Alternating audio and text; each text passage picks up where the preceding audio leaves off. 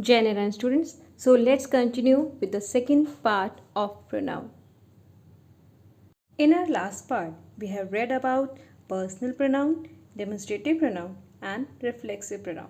So let's continue with the interrogative pronoun. Now we come to the interrogative pronoun. So this is also kind of pronoun. So what is interrogative pronoun? The interrogative pronoun, we use interrogative pronoun to ask the question. The interrogative pronoun represent the thing that we don't know. We like what we are asking the question about. There are four main interrogative pronoun, that who, whom, what. These are the four main interrogative pronoun. So the possessive pronoun whose can also be an interrogative pronoun. We are using a whose as a possessive pronoun, but we can also use it as a interrogative pronoun when we need to use as a asking question. So but generally we are using it, we are just delegating with the word when we are using as a possessive. When we are asking for something, then it just comes to the interrogative. So the subject and object, like who and whom word is always used for object. It's not or and the subject, when we are using for the person, we have to use who. And things for what, and person thing which, and the person which, whose, and this is whose pen is this. So this is the possessive also, and then this is the question. So this is the question in a possessive form. For example, who told you? John told me. So here it is subject. This is the for the person. Whom did you tell? So I told Mary. So I told you na. So for the question, they have to use for the person. When you are asking for the who and it comes in an answer, so when it comes in an answer as a object, you have to use whom. When it answer comes in a subject, you have to use who. Here you can see the question and answer. Who told you? John told me. Who is going to change with subject only. And whom did you tell? I told Mary. And here whom change with object. So you have to take it in your mind that when you use whom, it should be changed with object. When you use who, it should be changed in subject. So what's happened? An accident happened. So I told you the object for the things, you have to use what? Relative pronoun. So now comes with the relative pronoun. First of all, I would like to introduce with this definition. A relative pronoun is a pronoun with that introduce relative clause. It is called a relative pronoun because it relate to the word that modify, like it whom's, whose, which, that. It relate with the things like whom, who. This is when it comes, I again told you that always who and whom comes, who is always come for subject and whom is always come for the object, are generally only for the people, not for the object or things. Whose is the possession, which is for the things, and that can be used for people. And things and as a subject and object is defining relative clauses. Relative pronoun can refer to a singular or plural, and there is no difference between male and female. So here you got just a personal pronoun we are using for he and she. Here it is not needed for that. Like here, there's an example. The person who phoned me last night is my teacher. Here it is not defining what is the gender. It is defining by the person, the particular person. So here the person who, this is the person and that is the subject. That's why it's here is who. And phoned me last night is my teacher.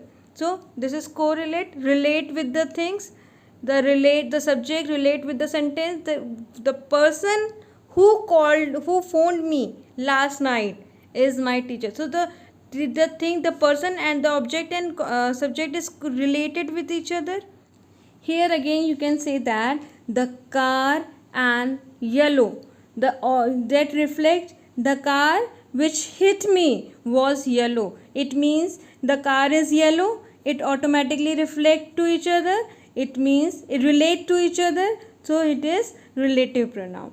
The which is using for relate with to, and here who is using for relate with to, and the person whom I phoned last night is my teacher. So here the person whom I phoned, not phoned me. The difference between is that the person whom I phoned means I phoned here. So it means that it comes in an object. The answer is whom you call my teacher. So this is goes in an answer is object. So here we are using for whom. When it comes in an object, then we are using whom. So the person and the teacher is correlate with whom. And the car whose driver jumped out just before the accident was completely destroyed. So what car destroyed? What the car? What is things the completely destroyed? The car whose driver jumped just outside was destroyed. So by whose, this is relate to each other. Now it's indefinite pronoun. So an indefinite pronoun does not refer to any specific person, thing or amount. It is vague and not defined. Some typical indefinite pronouns are. So what is that? That some indefinite pronouns are that everybody, another, nobody. That is never defined with anything particular thing, any specific thing. It's just a general, like no one is coming today, nobody is going to submit the homework. So like this, it's not specify, it's not clear that what, and it's all, any, most, and none, some. It can be a singular or the plural depending on the phrase that follows by them. So this is the example of the indefinite pronoun. Like, note that you have to keep this note in your mind that the many indefinite pronouns are also function in the other part of speech also. Look at the following sentence. He has one job in the day and another at night. You have to note one thing, that the many indefinite pronouns are also function as the other part of speech, not as a pronoun, as a different thing, like different manner also, and sometimes it's in pronoun also, it's a different manner. So he has one job and one day and other in at night. I had liked, so here it is used as pronoun, but I had like another drink please. So here another drink, it used like adjective. So some of the time many of the indefinite pronoun is used like in many of parts of speech. So most indefinite pronouns are either singular or plural. However, some of them can be singular in one context and plural in other. Some of the time it is singular in one context and the plural in other. Like the singular pronoun takes a singular verb and they that any pronoun, personal pronoun, should also agree. Like all is forgiven, all have arrived. Here all is just using like a first singular, and here all is using like a plural. So you have to keep in this your mind. We can start the meeting because everybody has arrived, and everybody here it is as a singular. And then John likes coffee but not tea. I think both are good. Same. So here we are using as a plural. So here these things you have to keep in mind. Whatever you, some of the time same word uses in a different manner.